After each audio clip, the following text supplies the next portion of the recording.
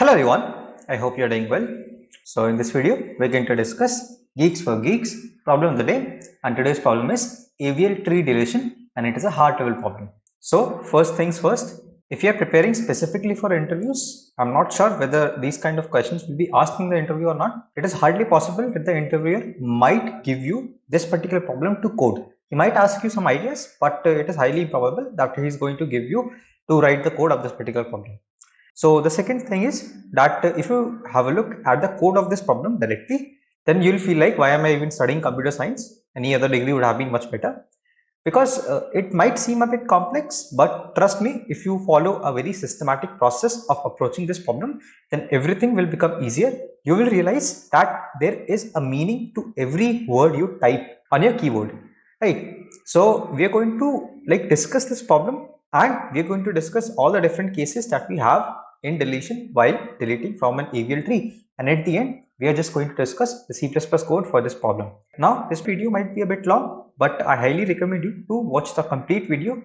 Only then it will be helpful for you. If you just try to break in between, then you will face much problems in understanding the logic of this problem, because everything is pretty much linked in this problem. So first of all, let us discuss what is an AVL tree. I assume that you are already familiar with a binary search tree. A binary search tree maintains a simple property that for any node, all the nodes with a value smaller than the current node will be to the left of it, and all the nodes with a value greater than the current node will be to the right of it. Right. So this particular property should be satisfied by all the nodes in the binary search tree. Only then it is called a binary search tree. Right. And obviously, as the name suggests, it contains binary. That means each node can have at most 2 children. Right. So this is what our binary search tree is. Now, what is an AVL tree? So let us discuss what is an AVL tree here. So I'm just going to write AVL. Right. So the problem with binary search tree is, the reason why we started using binary search tree was to optimize our time to log in. Right. So for example,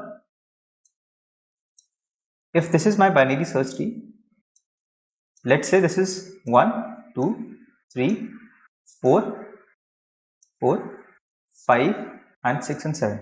Right. So these are the values present at each of the nodes, and you will see that this particular tree satisfies the property of a binary search tree. Right. So if I want to search for any element, let's say I want to search for 7. Right. So I will come at 4, start from the root node. I will see that 7 is greater than my current node. So definitely it must lie to the right of the current node. So I will move to the right. Right. And when I come at 6, again I will see that 7 is greater than 6. So I will go to my right half. So you saw that in the first step, we directly eliminated this left half of this tree. Right. So how did it help us? Our search space just got reduced by half. Right. All of these nodes, we didn't have to look into them for finding our answer. Right. So at each step, first of all, the search space will be of n nodes, then roughly n by 2 nodes, and roughly n by 4 nodes. So the overall time complexity, the summation of all of this is coming out to be O of log n. Right. So this log is in base 2.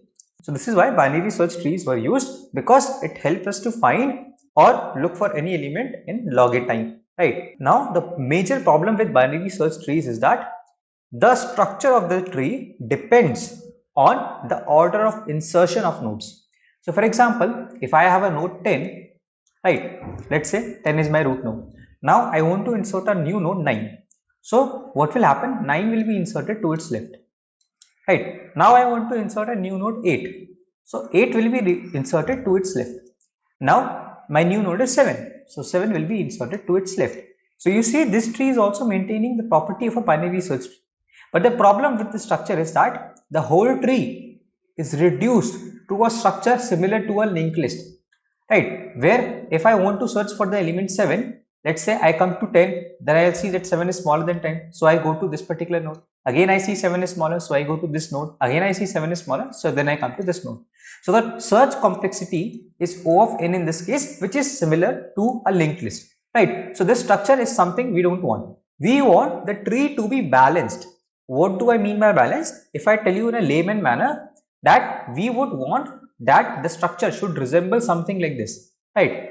We would want to fill as many levels completely as possible. So if the levels of the binary search tree are less, right, if all the nodes are contracted into one level and the number of levels of binary search tree are less, or the height of the binary search tree is less, then the overall time complexity of the searching operation will directly depend on the height of the binary search tree.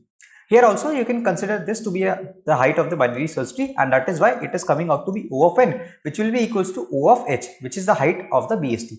So you will realize that the correct complexity of searching is always O of h. That is the height of the binary search tree. Now I have already told you in a very simple term that balancing means we want the height of the BST to be minimum.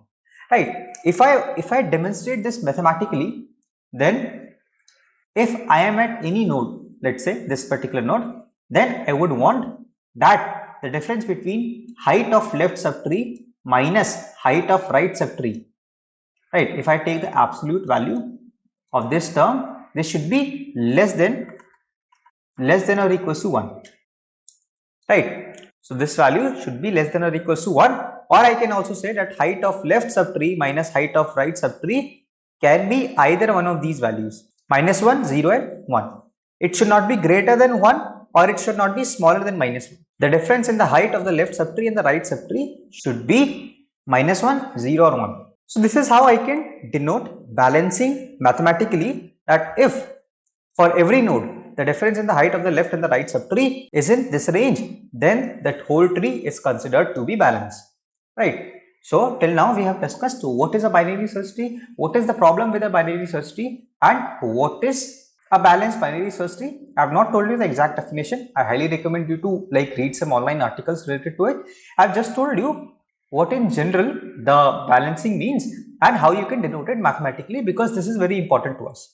So this difference is also known as the balancing factor or the balance factor of any node of a binary search tree. If the balance factor of each of the nodes in the binary search tree is in this range, then it is considered to be balanced. Now, what is AVL tree? So AVL tree is a special kind of BST, right? So it is a special kind of BST in which no matter what you insert or delete, it is automatically going to balance itself. So obviously it is not going to do it on your own. We have to program it to do something such that it balances itself on its own. But the thing is, it is going to always make a balanced binary search tree. If you insert a node, it is going to balance itself. If you delete a node, it is also going to balance itself.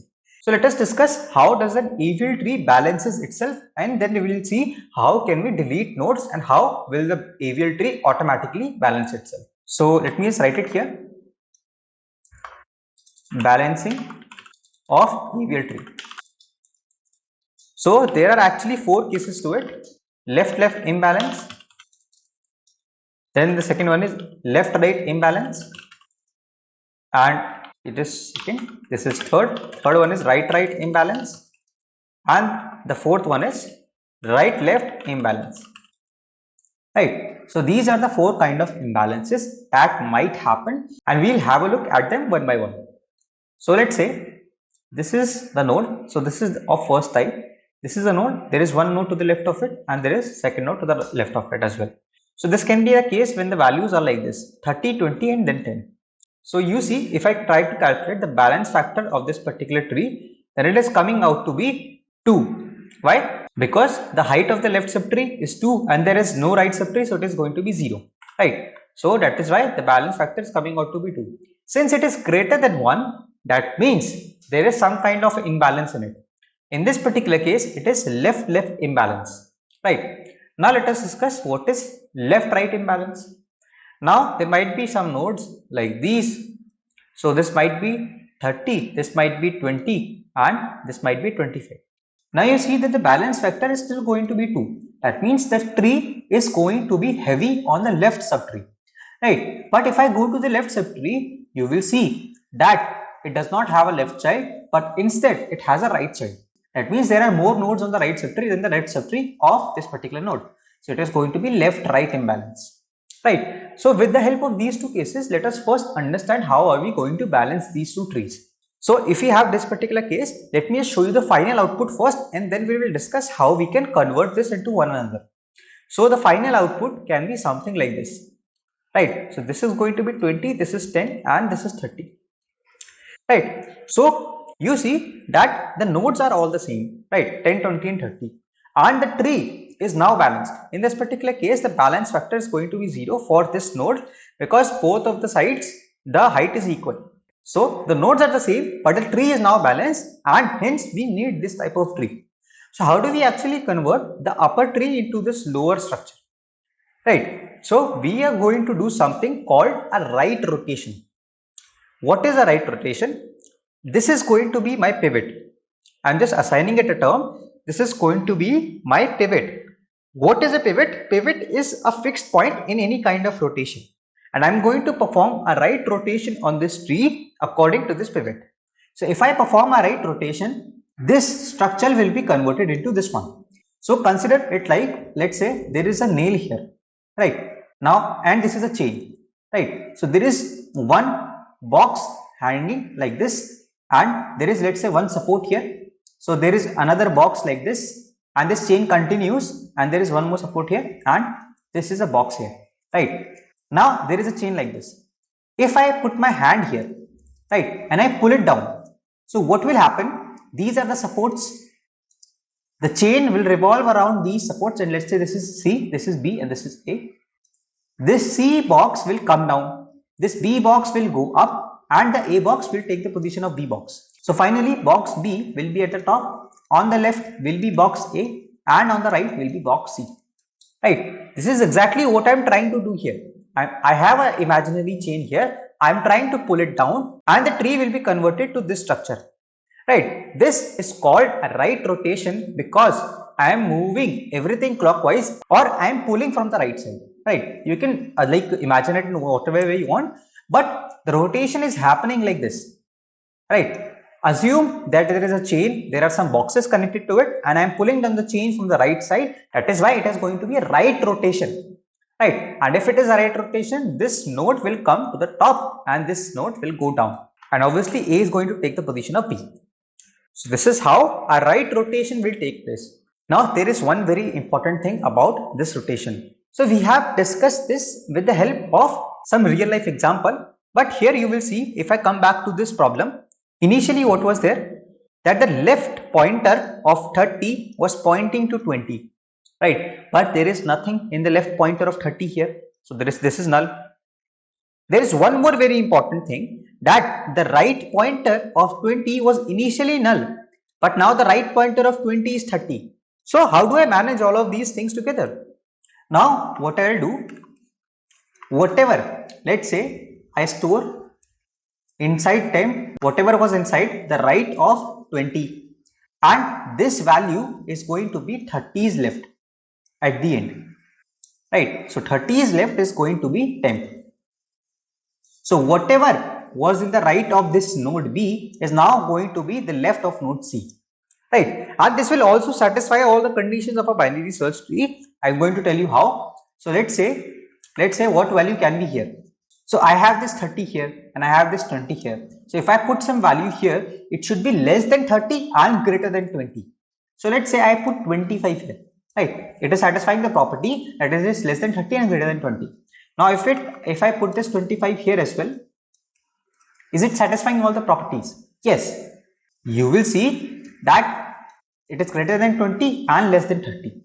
So in this case, if the right node of 20 was not null, it is going to be attached to the left of 30, right? Now the balance factor is going to be 1 in this case, but it is still inside the acceptable range. So this kind of rotation is still valid, right? So this case is very important. What happens if there is also a node here? You will have to break this connection and attach it to C. Now we have seen that after performing this operation, the balance factor is inside the considerable range, and also the properties of the BST are satisfied. So this is how you can perform a left rotation. But what happens in the case of left right rotation? I cannot perform a direct right rotation on it, right? And even if I perform, let us see what will happen, right? If I try to do the exact same thing what I did in the previous case, let's see what happens. So what I did was, I took this 20 and placed it at the top. I took this 30 and placed it in the right of 20. So this is 30, this is 20. And now I took this 25 and placed it to the left of 30, right? So you see the tree is still imbalanced. It's just that the balance factor, instead of becoming 2, it has become -2, and this is a case of right-left imbalance. We'll also see how we can solve this, but instead of solving our problem, we created a new problem. So this operation is not of any use. So what we will instead do is, we will take this middle node, perform a left rotation on it, right? So now the pivot has changed. Remember, the pivot has now changed. For example, if this was C block here, now there was some box here, this is some support, and let's say this was the 25 node. So let's say this is A, this is B, and this is C. So if this is a case like this where there is a left right imbalance, what I am going to do, I am first going to take this as a pivot, and then I am going to pull this chain from the left side, right? So in this case, I am going to pull the chain down from the left side. What will happen? A will remain as it is, C will come at the place of B, and B will go down here, right? Now this condition might seem familiar to you. It is a left-left imbalance. This is a left-left imbalance, and we know how to solve a left-left imbalance. We can just make a right rotation on it. So you see, understanding the term left rotation and right rotation is not very complex. You just need to visualize how the structure will look like with the help of some nails and some boxes attached by a common chain, and you will see I pulled the string from the left side. That is why it is going to be called a left rotation. And remember carefully where I pulled the chain. This was the pivot in this case, not the point with A. The point with B was the pivot in this case, and I pulled the chain from the left, so it is going to be a left rotation first with the pivot at B, and then it is going to be a right rotation with the pivot at A. So to be very honest, remembering all of this stuff is very difficult. You cannot memorize it. The only way for you to is to visualize this. Now we have successfully discussed what happens in the case of left-left imbalance and left-right imbalance. So in the case of left-left imbalance, we are just going to perform a right rotation on pivot A. Otherwise, if this is a left-right imbalance, first perform a left rotation on pivot B and then right rotation on pivot A. Right. So this is all you have to do. Now let us discuss the other examples as well. So let me just erase all of this. Since those two cases are unrelated to these two, I'm just erasing all of this. And these two cases were actually interrelated with each other. And if you were able to understand this part, then you would definitely be able to understand the second part, because the second part is exactly opposite of the first part. Right? Everything is similar, it's just that the rotations are different. So let us see what is right-right imbalance. Right-right imbalance is going to be a case like this. Again, I calculate the balance factor of this particular tree. So the balance factor is coming out to be -2, because the height of the left subtree is 0 and the height of the right subtree is going to be 2. This height. Right. So the balance factor is -2. Balance factor is out of the required range. That means I'll have to balance it. I'll first have to understand what kind of imbalance it is. So this is a right-right imbalance. This can be solved with a simple left rotation. So let me just demonstrate it again. This is a nail, this is a box, this is some chain, this is some other nail, this is a box. So these are nails are just for some support, and this is the third nail and this is the third box. So this chain is continuing down here. I am going to pull this chain from the left side. So that is why it is going to be called a left rotation. And where am I pulling this chain? From pivot of A or the top node. Right. So I am pulling this chain down from the left side. That is why it is going to be considered as a left rotation. What happens when I pull the chain down? A will come here. Right. Now at the central point, B box will be there, and here C box will be there. So now again the tree has become balanced, because in this particular case it is going to be balance factor is going to be 0. But let's say there was a node to the left of B, right, like this. So initially there was a node to the left of B, but now the left of B is A. Initially the right of A was B, but now the right of A is nothing, right? So I will take this node from the left of B and put it to the right of A. If you check the properties, it is going to satisfy all the properties of a binary search tree. You see that this node should be greater than A and less than B. It is satisfying all the properties. It is lying to the left of B and it is lying to the right of A. So it is also satisfying all the properties. Again, this is also the correct case, and this is how you should perform a simple left rotation. Now the fourth case, and it is going to be right left imbalance. So it is going to be a case like this. Now if you do a left rotation on this, it will get converted to this particular state, which is a left right imbalance, right? And if you do a right rotation on left right imbalance, it is going to get converted to this. So you see, you will get stuck in an infinite loop if you just simply apply left or right rotations, right? It is going to get converted into one another and you will find no solution. So instead what I'll do in this case is I'll mark this as pivot, I'll pull it down from the right side. So this structure will get converted into this one, right? And now I can make this as pivot and pull it from the left side. So this structure will finally get converted to this one. So it is very similar to what we did in the left right imbalance. It's just the exact opposite. And now I hope that you guys were able to understand this part. So I know I have rushed a little bit through this part, but what happens is it is exactly similar to the previous part of the left imbalances. It's just that you have to perform the same thing in opposite order. And I believe if you visualize this with the help of these nails and boxes tied with some chains, you will be able to form, or you will be able to guess which rotation you want to perform. So what I'll do in these two cases is that if there is a right imbalance, I'm going to perform left rotation on pivot A, right? And if this is a right left imbalance, then I'm first going to perform right rotation on pivot B and then left rotation on pivot A, right? So this is as simple as it looks now. So this is going to be RHE HD, right? So we have discussed all the cases in which a tree or a binary search tree might become imbalanced. But we have not yet discussed how to delete a node from an AVL tree. We have discussed how to balance it. It is very well valid. Now we just need to discuss how to delete a node. So deleting a node is exactly similar to deleting a node from a binary search tree, right? We are also going to discuss it in detail. But once you delete a node, you have to write the exact same code for deleting a node from the BST, and you can just call your balance function after deleting your node from the AVL tree, right? So if you call this balance function and do all of the stuff that we have discussed here, then you will be able to form an AVL tree, right? This is all you have to do. So first of all, let us discuss how do we delete a node from a BST. There are actually three cases to it. The first case is, let's say the tree is like this, and let's say I want to delete this node.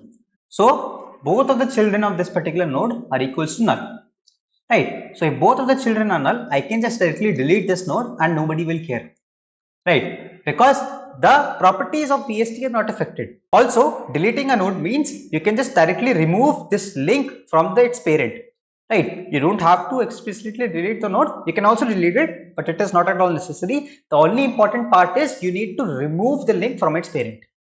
Now what will happen? Let us discuss the second case.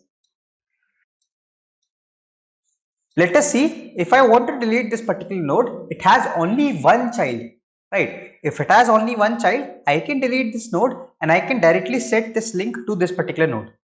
So can you relate this to something else as well? If we discuss a linked list, right?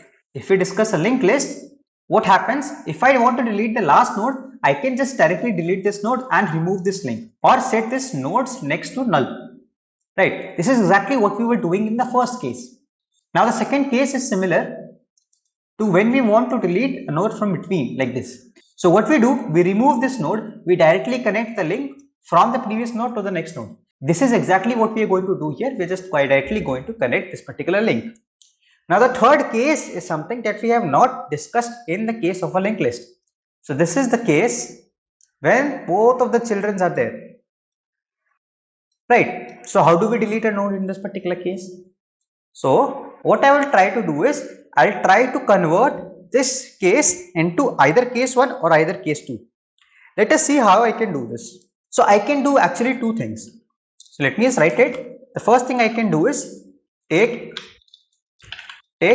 greatest element from left subtree or, so this is or, right, or take smallest element from right subtree, right. So if I do any one of these, let us discuss the first case. If I take the greatest element from the left subtree, let me demonstrate this with the help of an example, then it will be much more clear to you. So 1 is here, 2 is here, 3 is here, and then 4 is here, 5 is here, 6 is here, 7 is here. Let's say I want to delete 4. Now I can take this 3 that has the greatest element in the left subtree and I can place it here. Right. Now you will see that the tree is still satisfying all the properties of a binary search tree. Now I can just delete this particular node containing the value 3. Now the new node that I want to delete will always satisfy either case 1 or case 2. Otherwise it is not going to be the greatest or the smallest element respectively. It is always going to satisfy either case 1 or case 2. There is no other way for it to occur. Right. So you see what happened. The first thing was I have placed an element 3 here and it is satisfying all the properties of a binary search tree if you ignore this particular node. Right. All the elements smaller than 3 are to the left and all the elements greater than 3 are to the right. Now the second thing is, now I can go to the left subtree and try deleting 3. So the new node that I want to delete is always going to be from either case 1 or case 2. Right. So that is why I have done both of the things. I have maintained the property of a binary search tree and I have also made sure that I can always reduce my current case into case 1 or case 2. Now if you try to take the smallest element from the right subtree, you can take 5 and it is still going to satisfy all the properties. So you can take any of the methods. It's just that you have to be consistent among your whole code, right? It's not that in one deletion you are taking this particular element and in another deletion you are taking this particular element. You just have to be consistent in whatever you are doing. Right. Now how do we actually take the greatest and the smallest element respectively? What you can do is to find the greatest element in the left subtree. First of all, you will have to go to the left subtree. So if I come at this particular node, to find the greatest element, I can just try going on to the right until I reach a null pointer. So I'll keep on moving to the right until I reach a null pointer and that will be my greatest element, the last node that I encounter. Similarly, if I want to find the smallest element in the right subtree, I'll first have to go to the right subtree like this at this particular node 6 and then I'll keep on moving to the left until I find my null pointer. So the last node that I encounter is going to be my smallest node. So this is all you had to do. You can delete your nodes like these and after deletion you just have to call your balance tree function and we have already discussed how we can balance our binary search tree. So if you call that balance tree function, it is going to be an AVL tree, right? So this is how you can perform all the operations. And now let us finally have a look at the code and how you can solve this problem programmatically. So you see, this is the original function that they have given us. Now this is my delete function. I'm going to call it down here. I'm just returning whatever this delete function gives me. So I'm passing two values. That is, the first one is the root node and the second one is the value of the node that I want to delete. Right. Now what I'll do when I call this function, let me segregate this. So this part is for balancing. So this part is purely for balancing, right? And the part above it is for deleting nodes. So this is for deleting nodes, right? So what happens? I've just put it just in case if the node is not present in the BST and if I reach a null pointer, that is why I'm just going to directly return from here. So you see, I'm also returning a node pointer. So how this helps us? I don't have to keep my parent as well for all the operations. I can just return the correct node value. So first of all, we have the case when I have reached the node that I want to delete. In this case, the current data will match exactly with the data I want to delete. Now, if both of the children are null pointer, in that particular case, I can just delete my current node and I'll return null pointer. So this says that the node is a leaf node. Now, if left is null pointer, then this is the case when only a right child is present. Right. So if only right child is present, I'm just going to make a to return variable and it is going to be current right. And I'm just going to delete my current node and I'm just going to return this to return. So you will see how will this to return node will get attached to my parent node in a while. So if my current right is a null pointer, that means only left node is present, left child is present. So in this case, I'm going to store that left child in a toReturn variable, and I'm just going to delete my current node, and then I'm just going to return this toReturn pointer. Now, if I come to this else part, that means both left and right child are present. I'll find the greatest element in the left subtree. So I'm first going to the left subtree by doing current.left, and it is stored in the next pointer. So while next.right is not equals to null pointer, I just keep on going to the right. Right. And whenever I find the greatest element, I'm just going to copy its value into my current node. Now I want to delete that particular node whose value I have copied from the left subtree. So I'll set my current left as delete. From where I want to delete? I want to delete from the left subtree. And what is the value that I want to delete? Current data. Right. So why am I deleting this? Because a new copy will get created of the same node. So I want to delete that copy, and that particular node will always be in either case 1 or case 2. Right. So this is how you can implement the case 3 where there are both left and right child. Right. So now if data is less than current data, in that particular case, I can just call my delete function on the left subtree passing my data, and you see whatever value it is returning, I'm just going to set it in current left. Right. So I was returning this pointer toReturn here. This is how it is going to be automatically set to my parent. Otherwise, if I want to delete from the right subtree, I can just call my delete function on the right subtree and passing the same data, and whatever it returns is going to get attached to my current right. So this was all about deleting in a binary search tree, and if you want to delete just in a binary search tree, the code is going to be this much. Now if you want to form an AVL tree, you also have to write this part where you are going to balance the binary search tree. Now they have already implemented this set heights function. This is not something I did. So if you go to the driver code, you will see they have already implemented this set heights function. So I just reuse the same function. So it is going to recalculate the heights of all the nodes in my current subtree. Why am I recalculating it? Because after some deletion or after some insertion and after the balancing process takes place, the heights of the nodes might get changed. That is why I'm recalculating all of these values. So this is very simple. Whenever you reach a null pointer, you return 0. Otherwise, you return whatever your left and the right subtrees are returning, and you just add 1 to it. You're going to take the maximum of them and just add 1 to it. Why adding 1? Because you're also adding the current node now. So this is how all of the nodes will have their correct height if you call this function. So I have called this function into my current node. So all of the subtrees of my current node will have their correct heights now. Now what I'll do, I'm going to create my left and right variables, and these are going to store the heights of the left and right subtree respectively. So if current left is not equals to null pointer, I can store its height as left in current left height. If current right is not null pointer, I'm going to do the same for the right subtree as well. So now in the variables left and right, I have the height of the left and right subtrees. Now if left minus right is greater than 1, that means it is going to be a left imbalance. Right. Now I am going to use the same two variables. Since I am already inside this if condition, I can reset them. Now I know it is a left imbalance, so I'm just going to check what is to the left and the right of the left of my current node. So if you're getting confused, let me just denote this. If this is my current node, I know it is a left imbalance, so I have come to this particular node. Now I'm trying to check what is to the left and right of this particular node. Depending on this, we are going to either go to left imbalance or left right imbalance. Now let me also write it here. So I am going to calculate the height of this subtree and this subtree. If the height of both of these subtrees are same, that means it is the exact case that I have drawn here.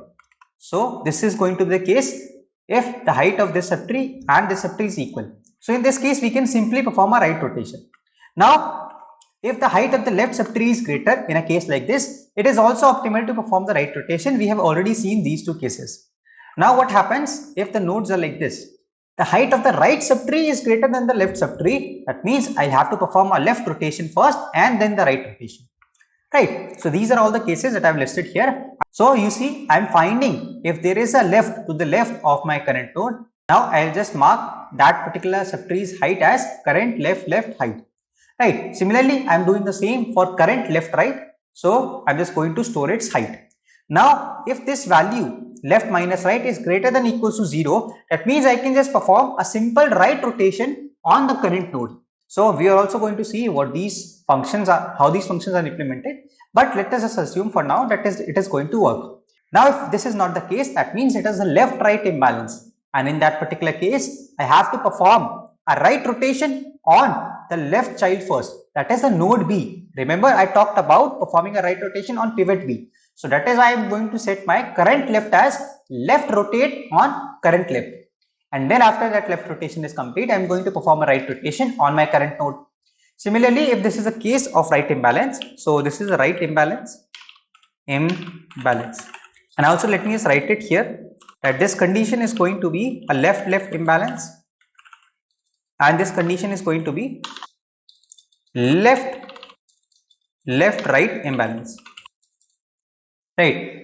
So I'm just doing the exact same thing. Now I'm just checking the left and right of the current right. So current right and current right left. I'm just going to store the height of both of these subtrees, and if left minus right is less than equals to 0, that means this case is when, so let me just write it here as well. So this is the case of right imbalance, and otherwise it is going to be a case of right left imbalance. So if this is a right imbalance, I'm just going to set my current as left rotation on the current node. If it is a right left imbalance, that I am going to perform a right rotation on my pointer B or my pivot B or the right of my current node, right? I'm just going to perform a right rotation on the right of my current node, and then I'm just going to perform a left rotation on my current node. So this is how you can solve this particular problem, and in the end, after you have performed all of these balancing, you can just certainly return your current node. And whatever this function will return, you're just going to return it. Now let us have a look at this left rotate and right rotate. So what I'm doing is, first of all, if you remember what happens in left rotate, so if it is possible, I'll just try to show them side by side. So let us discuss a case like this where I have this node and then I have nodes like these. So this is node A, this is node B, this is node C, and this is node D. So if I'm doing left rotate, then my to return is going to be current right. So I am going to return this particular node. So I have just saved it into a different variable or a different pointer called to return. Right. After I have saved this, I am calculating the value of temporary as current right left. That means the right of my current is this particular node and its left is this particular node. So I am saving this variable or this pointer C in temp, and my to return consists of B right now. Right. So now in the next step, what I am doing, I am setting my current right left as current. So current is this one, its right is this one, and its left is this one. So I am just setting the left of B as A, and D will remain as it is. So this is A, this is B, and this is D. Now C has vanished. I want to restore it. That is why I want to set current right as temp. So current right will become this particular node C. So the tree is going to look something like this, and then I can return to return, which is this particular node. So it is going to get returned, and to whatever node A was attached, now B is going to be attached to it, and all the nodes are in this particular manner. And the right rotate is going to be performed in the exact same manner. So if we have discussed so much, let me also discuss the right rotation as well. This is the node A, this is node B, this is node C and D respectively. So initially I am storing current left in to return. So to return will have node B. Now temporary stores current left right. So temporary will store D, because this is initially current, its left is B and its right is D. So now temporary stores D. Now current left right is going to be current. So current's left is B. So B's right is going to be A now, and this is going to be B and this is going to be C only. Right. And in the last step, I am setting my current left as temp. So this left of this particular node is going to be D, and I'm just going to return my to return, which is node B. So this is going to get returned. Right. So this is how you see the rotations are being performed, and this is how you can solve this particular problem. So the code is a bit big and you will not understand this if you directly look at this. It is very important for you to understand this particular problem, only then you can solve this. Let me just quickly submit this and show you that this particular code works and this solution is absolutely correct. So you see it passes all the test cases. I hope that you guys were able to understand the solution. If you guys did, then consider dropping a like on this video, and don't forget to share thoughts in the comments, because your engagement with this particular video really helps the YouTube algorithm to understand that this video was actually helpful for you, and it will be able to reach much more people like you who want to keep solving new problems. So I see a lot of people who watch these videos have not subscribed yet. In case you're one of them, then definitely consider subscribing. It's always free of cost, and you can always unsubscribe if you don't find the videos interesting later. So share this channel with your friends. Until the next video drops, keep coding, stay safe, bye bye.